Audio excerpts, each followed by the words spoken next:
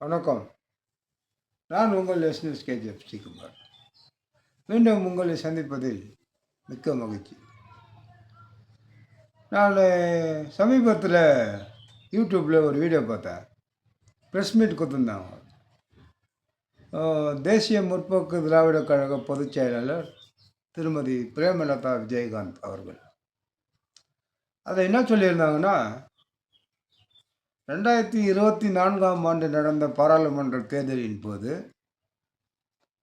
எங்களுக்கு 5 எம்பி தொகுதியை ஒதுக்கிட்டு 2025ஆம் ஆண்டு உங்களுக்கு ஒரு மேலவை உறுப்பினர் கொடுக்குறோன்னு திரு எடப்பாடியார் அவர்கள் கையெழுத்திட்டு கொடுத்தார். அரசியல் நாகரிகம் கருதி அதை இவ்வளவு நாளாக நான் காட்டவில்லை. இப்போ அவர் எங்களுக்கு 6% ஓட்டு கூட இல்லை, இவங்களுக்கு எதுக்கு 10 தொகுதி அப்படின்னு எல்லாம் வயிறு அடிக்கிறாரு. அதனால் இப்போ நான் இந்த ஆதாரத்தை காட்டுறேன் பாரு அப்படின்னு சொல்லி அந்த ஒப்பந்த கையெழுத்து மேடம் காட்டினாங்க. நாங்கள் எடப்பாடி அவர்களிடத்தில் மக்களுக்காக மேம்பாலத்தை கட்டச் சொன்னோம். அவர் கட்டித் தருகிறேன் என்று சொல்லி கையொப்பமிட்டார். ஆனால் அவர் கட்டித்தரவில்லை. அதனால் நாங்கள் அதிமுக கூட்டணியை விட்டு தனித்து வந்து விட்டோம் அப்படின்னு நாங்கள் சொல்ல. மக்களுக்காக ரோடு வசதியில் பல இடங்களில் ரோடு போட்டு கொடுக்கணும் அப்படின்னு சொல்லி நாங்கள் கேட்டோம். அவர் ரோடு போட்டு கொடுக்குறேன்னு சொன்னார். அதனால் ரோடு போட்டு கொடுக்கல. அதனால் எங்களை ஏமாற்றிட்டார், எங்களுடைய கோரிக்கை ஏமாற்றிட்டார். அதனால் நாங்கள் அதிமுகவை விட்டு தனித்து வந்துவிட்டோம், திமுக கூட்டணிக்கு போய்விட்டோம் அப்படின்னு நாங்கள் சொல்ல. மக்களுக்கு தேவையான அத்தியாவசிய தேவைகள் பல இருக்கும்போது அதையெல்லாம் நீங்கள் செய்து தர வேண்டும் என்று நாங்கள் கேட்டோம். அவர்களும் செய்து தருகிறேன் என்று சொன்னார்கள். பிறகு செய்து தரவில்லை. அதனால் நாங்கள் கூட்டணியை விட்டு வெளியே வந்து விட்டோம் அப்படின்னு நாங்கள் சொல்ல. அவங்க தெளிவாக சொல்லிக்கிறாங்க. 25ஆம் ஆண்டு ஒரு மேலவை பிரதிநிதி உங்களுக்கு கொடுக்குறோன்னு சொன்னாங்க, எங்களுக்கு கொடுக்கல, ஏமாற்றிட்டாங்க. அதனால தான் நாங்கள் 2001லேருந்து 2026 வரைக்கும் நாங்கள் கூட்டணியில் தானே இருந்தோம், நாங்கள் வெளியே வர்றதுக்கு காரணம் இதுதான் அப்படின்ட்டு தெளிவாக சொல்லியிருக்கிறாங்க. இது நானாக கற்பனை பண்ணி சொல்ல. பல மீடியாக்கள், எலக்ட்ரானிக் மீடியா ப்ளஸ் ப்ரெஸ்ஸு மீடியாலாம் அவங்க முன்னாடியே சொல்லியிருக்கிறாங்க. இதுலேருந்து என்ன தெரியுதுன்னா, குறுக்கு வழியாக ஒரு பதவி அடைவதற்கு நாங்கள் முயற்சி செய்து கொண்டிருந்தோம். அந்த முயற்சிக்கு அவங்க கை கொடுக்கவில்லை, திமுக கை கொடுத்தது. அதனால் திமுக கூட்டணிக்கு வந்து விட்டோம். அதை தான் அவங்க நாசுக்காக சொல்லியிருக்காங்க. பிரேமலதா மேடம் அவர்களுக்கு நான் ஒரு விஷயத்தை பதிவு செய்ய விரும்புகிறேன். மதிப்புக்கு மரியாதைக்குரிய புரட்சி கலைஞர் விஜயகாந்த் அவர்கள் திரு ஏஆர் முருகதாஸ் திரைப்பட இயக்குனர் அவரோட கல்யாணத்தில் பேசும்போது ஒரு கருத்தை பதிவிட்டிருந்தார். அந்த கருத்துடைய பதிவு என்னன்னா, கொல்லைப்புறமாக பதவியை அடைகிறார்கள் அப்படின்னு அவர் சொல்லியிருந்தார். அது யாரை சொல்லியிருந்தாருன்னு ப்ரெஸ் மீடியாவுக்கு எல்லாருக்கும் தெரியும், பொதுமக்களுக்கு எல்லாருக்கும் தெரியும். இதனால் ஒரு கட்சிக்கும் அவருக்கும் பலத்த மோதல்கள் எல்லாம் ஏற்பட்டது. அந்த கட்சியை சேர்ந்தவர் கொல்லைப்புறமாக எம்எல்சியாக தேர்ந்தெடுக்கப்பட்டு மத்திய மந்திரியாக கூட ஆனார். அதை தான் அவர் எதிர்த்து சொன்னார். ஒரு பதவியை கொல்லைப்புறமாக அடையக்கூடாது என்று சொல்லி ஒரு கட்சியை துவக்கிய ஒரு மனிதநேயமிக்க ஒரு தலைவன் ஆரம்பித்த அந்த கட்சியில் கொல்லைப்புறமாக போவதற்கு ஒரு மேலவை உறுப்பினர் கொடுக்கவில்லை என்பதற்காக கூட்டணியை விட்டு வெளியே வந்துவிட்ட அம்மையார் அவர்களே, நீங்கள் தான் அந்த கட்சிக்கு பொதுச் செயலாளரா? நீங்கள் அந்த கட்சியின் பொதுச் செயலாளர் என்பதை விட்டுவிட்டு அந்த கட்சியை ஆரம்பித்த அந்த தலைவனின் மனைவியாக உங்களிடம் ஒரு கேள்வி கேட்கிறேன்.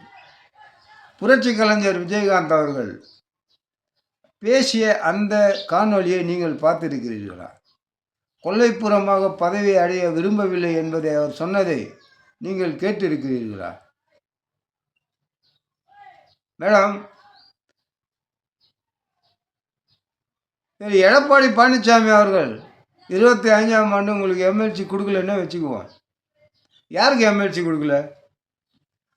தேமுதிகவின் தொண்டன் யாருக்காவது நீங்கள் எம்எல்சி கேட்டு கொடுக்காம விட்டாங்களா? தேமுதிகவை ஆரம்பிக்கும் போது புரட்சி கலைஞரோட தூணாக தூண் நின்ற எவ்வளோ பேர் அவருடைய சினிமா வாழ்க்கையிலேருந்து அவர் கூடவே இருந்த எவ்வளோ பேர் தேமுதிக கட்சியிலும் இருந்து விலகிட்டாங்க. இப்போ நிறைய பேர்.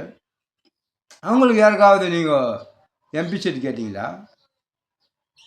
இல்லை இந்த கட்சியின் முன்னேற்றத்துக்காக எந்த ஒரு முன்னணி தலைவருக்காவது எம்பி சீட் கேட்டீங்களா? நீங்கள் உங்களுடைய தம்பிக்கு எம்பி சீட் கேட்டீங்க. அந்த எம்பி சீட்டு அதிமுகவில் கொடுக்கல, டிஎம்கேல கொடுத்துட்டாங்க. எம்பி சீட்டை நீங்கள் வாங்கிட்டீங்க. மேடம், உங்கள்கிட்ட நான் ஒரு கேள்வி கேட்குறேன், தயவுசெய்து தப்பாக நினைக்காதீங்க. உங்களுக்கான எம்பி சீட் தான் கெட்டுச்சு இல்லையா? நீங்கள் எதிர்பார்த்தது எம்பி சீட் தானே, எம்எல்சி. அது கிடைச்ச பிறகு ஏன் 10 தொகுதியில் நிற்கிறீங்க? நீங்கள் 10 தொகுதியில் நிற்கிறதுக்கான காரணம், இப்போ ஒரு வேளை உதாரணத்துக்கு நான் சொல்கிறேன், இதே நீங்கள் பெருசாக எனக்கு வக்கீல் நோட்டீஸ் எதுவும் அனுப்பிச்சிடாதீங்க. நான் பணம் கட்டி உங்களுக்கு ஏதோ ஈடு செய்கிற அளவுக்கு நான் நீங்கள் தவறாக எதுவும் பேசல. இருந்தாலும் நீங்கள் நோட்டீஸ் எல்லாம் அனுப்புவீங்க. நிறையா யூடியூப்காரர்கள்லாம் நோட்டீஸ் அனுப்பிச்சிட்டுக்கிறீங்க. உங்களை பற்றி பேசுறதுக்கு பயப்படுறாங்க எல்லாம். ஒரு கட்சினா விமர்சனத்துக்குள்ளாகும். அவங்க கேட்குற கேள்விக்கு பதில் சொல்லணும்.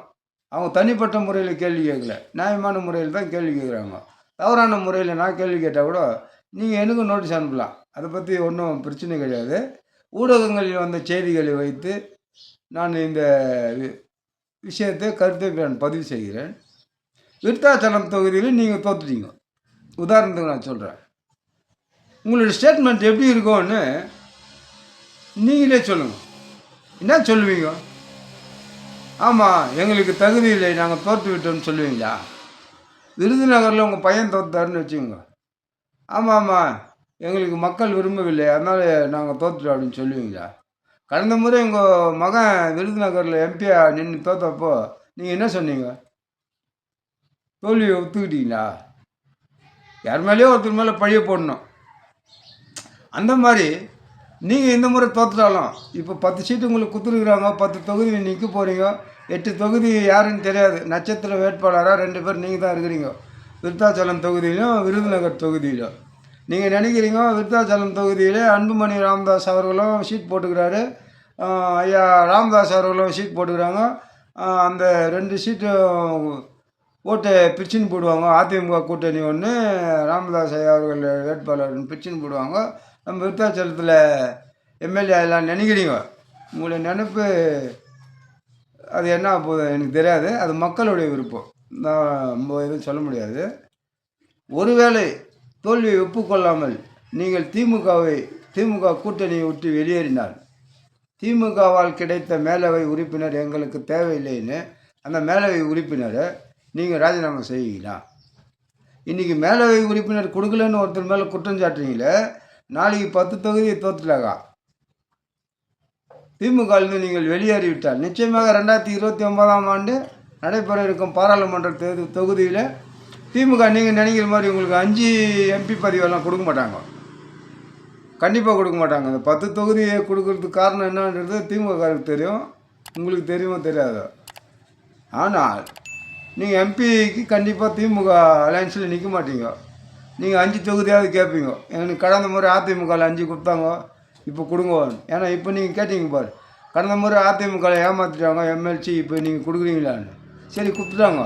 ஆனால் 5 எம்பி தொகுதி உங்களுக்கு கொடுக்க மாட்டாங்க, வாய்ப்பில்லை. ஏன்னா தேசிய கட்சியான காங்கிரஸ் கட்சிக்கு அவங்க 10 சீட் தான் கொடுக்குறாங்க. அப்படி இருக்கும்போது உங்களுக்கு 5 சீட்டெல்லாம் கொடுக்க மாட்டாங்க. நீங்கள் கண்டிப்பாக வெளியேறுவீங்க, அது உறுதி. அப்படி வெளியேறும்போது